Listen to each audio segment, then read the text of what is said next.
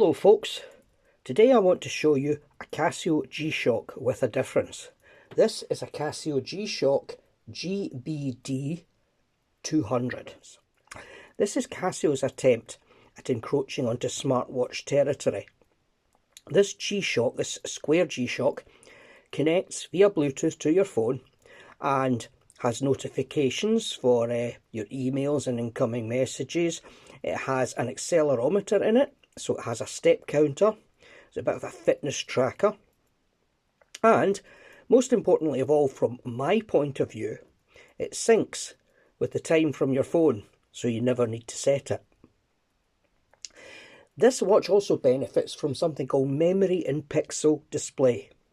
Now this display here is big and crisp, and it looks good at angles. It's very, very high in the legibility. And that's really good if, like me, you're a bit old, you need reading glasses, and you can find it difficult to make out a liquid crystal display. It's not a G-Shock for old people. I don't think there is such a thing as a G-Shock for old people, but this would certainly be a contender for that title, if there was. Now, most of us don't care about the packaging, but because sometimes we'll be buying this as a gift for friends, let's have a look and see what you get. You get this cardboard G-Shock box with lots of MacGuffin written on the sides. Inside we have some nonsense. Honestly, I don't know what that stuff is. I don't think anybody ever reads FCC statements, so we have the instructions for the module, the 3506 module. Read this first. I'll give you a hint. It has lots of different languages, so although it looks really thick, it's not. And it's not really that useful. What you have to do is you scan this QR code and it takes you to an online instruction manual. And then save that on your bookmarks on your browser, and you can refer to that to actually operate the watch, which is complicated, I won't lie. Anyway, instructions, international warranty card, not actually signed in the case of this when I bought it from my dealer, but I do have the dealer's receipt, so I have a guarantee. Dealer's receipt. The watch cost me just under £130. And this is what G-Shocks come in. A hexagonal tin. Tag. Watch was on this cushion thing. So nicely protected and nice sort of quirky, idiosyncratic packaging, which will be familiar to people that have bought G-Shocks in the past, because I think they've been using this packaging for quite some. Now let's talk about the dimensions of the watch. Now it's not a round watch, it's a square watch. So my usual, by just measuring across the diagonal, doesn't really give you an accurate reflection. In this case, the diagonal is 44.7 millimeters.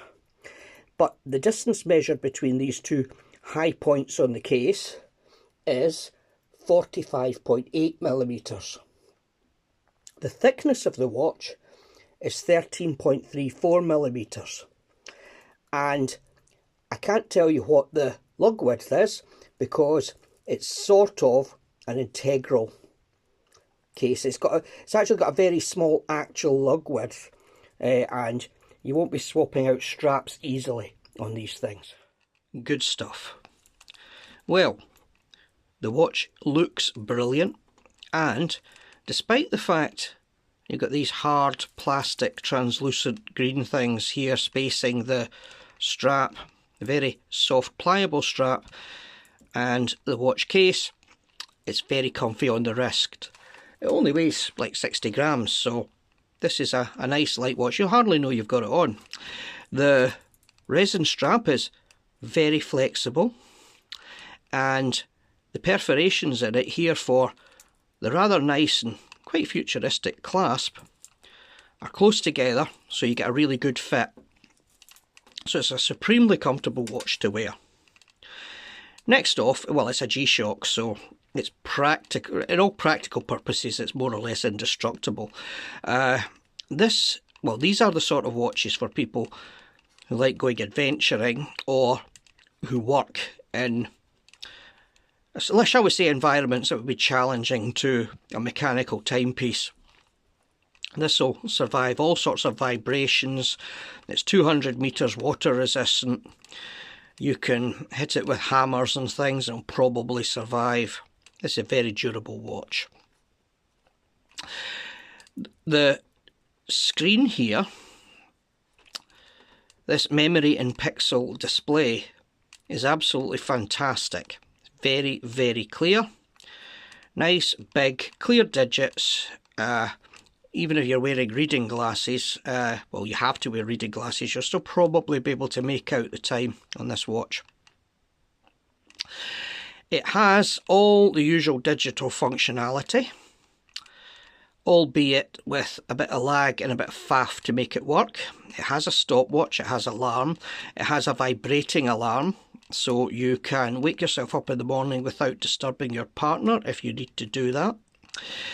It has the Bluetooth functionality. I just think it's absolutely brilliant that the watch is always going to be at the correct time. Although it does drain the battery a little bit if you have that switched on. It does give you your notifications when you get a text or an email. If your phone's in your pocket or in your jacket, so long as it's still in Bluetooth range, you'll know if you've had a text, and you can read that text, although you can't reply to it. So all in all, quite a nice package. I think you'll like it if you like square G-Shocks. Now, the operation of the watch isn't as intuitive as it could be. The online manual is very good, but it takes a bit of getting used to. The numbers are labelled A, B, C, D and E. Now E just operates the backlight. I don't know if you can see this in these bright conditions, but the backlight's very legible. Now the backlight can be set in the settings, which I'll show you how to access in a minute, to operate when you tilt the watch, which is great if, like me, you like to wear the watch overnight in bed. But, and I couldn't work out what was happening, quite often I'd find that the tilt to light function wasn't working. And I thought that when I was messing around with the watch, I'd inadvertently switched it off. Not so. When you set it to light when the watch tilts, it only stays on for 6 hours. Not enough to get you through the whole night, unless you're having a very short night's sleep. So, a bit of a waste of time, in my view anyway. I understand that the solar watches, solar G-Shocks, the function remains actuated all the time, and it's a battery saving feature. So fair enough, but be aware of it.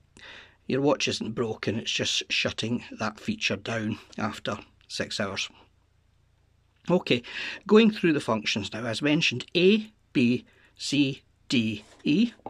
Now, it would have been more intuitive, I think, to go A, B, C, D, E, but never mind. These buttons, when you're in a menu, scroll through the menu up and down. This button selects the item that you're on when you're in a menu, and this button reverts you back, and if you press it twice it comes back to the timekeeping mode. Herein lies the problem. What you have is a watch that's a smartwatch, but it's doing the functions using only 4 buttons, which is quite ambitious. This button here, button E, that only switches the backlight on. I'll show you what I mean. Now, the mode button here, there we have the time. Then we have our workout, which you can time your workout. This one seems to be set to 10 minutes, but you can set workouts of different durations and it'll show you a little alarm when your workout time's finished. It'll sound a little alarm or vibrate, whatever you've set it to. The stopwatch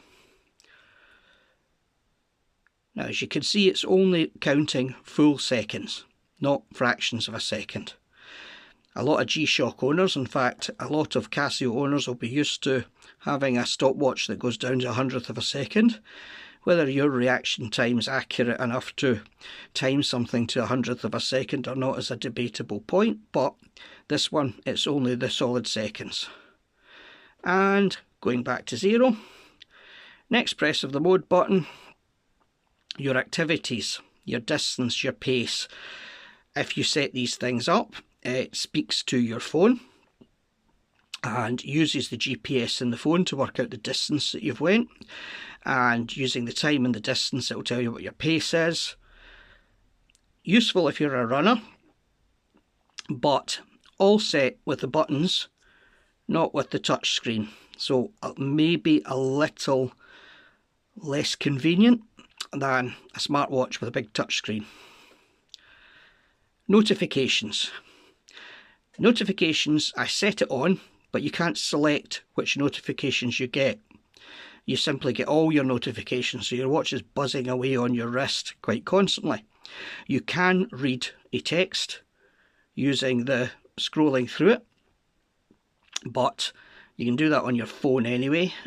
You can't respond to anything from the watch, so I think it's a bit of a gimmicky feature. Don't like it. And then again, back to the time. Here we've got the display button. There you are, that's my activity. It thinks I've only done 37 steps today, but I haven't been wearing it. This would be the distance done monthly. Also useful for runners with targets and training schedules, I suppose. And the dual time function. I've set that to Sydney because we've got relatives over there. Doesn't give you every time zone, just selected cities, but useful if you like a dual time watch, and if the supplied ones, of which there are many, are of any use to you. And back to the main display. Now, thing I like least about it, you saw there we got into the time and the stopwatch using the mode button there, but we didn't get into the alarm setting on it. In order to access any of the higher functions, as it were, you have to go into menus. By holding down the A button for 2 seconds, we come into the main setting menu here, and if I use the C button, you can see me going down. I can select with the A button. Now it lets you set a number of different alarm times, but you can't really do it on the fly. You have to sort of set them up. Well, you can, but you have to go into this menu to do it. Just set them up in advance, and you can select which alarm you want to use.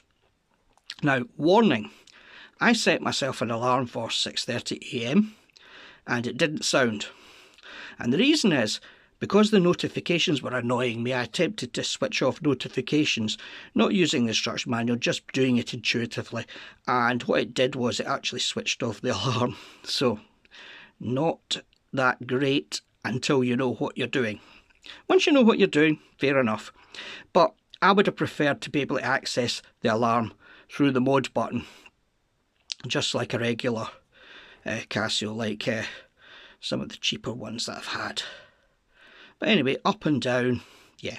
Now going back, using the D button, and you can scroll further down here into different functions. Here's the light one I was telling you about, auto light, right? Yeah, auto light on, brilliant. But when you switch that on, which you'd select using this button, what it'll do is it'll only stay on for 6 hours and then it'll shut itself off and you have to press the button again. Also, I would say that it works about 9 times out of 10 when you tilt your wrist. So it's not 100%, so it can be a little bit frustrating if it's deciding not to work and you're giving it that constantly to get the light to come on. If you're out walking the dog at night or doing actiony, exciting things in the paras or the commandos or something like that. But anyway, me, I'm just walking the dog at night. that's us basically. Don't like the menu system that much. Don't like having to go into the menu system to work the alarm. And don't like having to study in order to get the best from the watch. Right, I want to show you the function, the stopwatch function here in operation. Press the C button once and then press it again to start stopwatch. Just the running seconds. Now I want to show you one of my biggest bugbears with the watch now. Now watch this. I will stop the stopwatch and I will reset it. Now to reset it we have to scroll up and down here using the A and B buttons. There we are, and this is the actuate button if you like. So if I press that or delete, please wait. Waiting some more. Glaciers are melting. Deserts are eroding mountains. There we are. Don't know what the reason for that delay is. I have seen other reviews where they talk about this. It is not a quirk of my module. They don't see any good reason for why it takes so long to reset the watch, but there you go, it does. I was saying the faults with the watch are just quibbles. What the issue is here really is that they've tried to be very ambitious with a very basic control set. Now this is quite a cheap watch. £130. It's beautifully made. I mean, it's a really, really good G-Shock. This watch will last you a long time, although the battery won't. I think I'm going to switch off the connection with the phone and just put up with normal quartz accuracy. I don't like the notifications anyway, and I don't really care how many kilometres I have walked in a month. So I'm going to switch off the connections here to prolong the battery life. Also, it's not too much hassle in the middle of the night just to press the light button to get the light. That's what you do with other watches of this ilk. So it's not really a problem.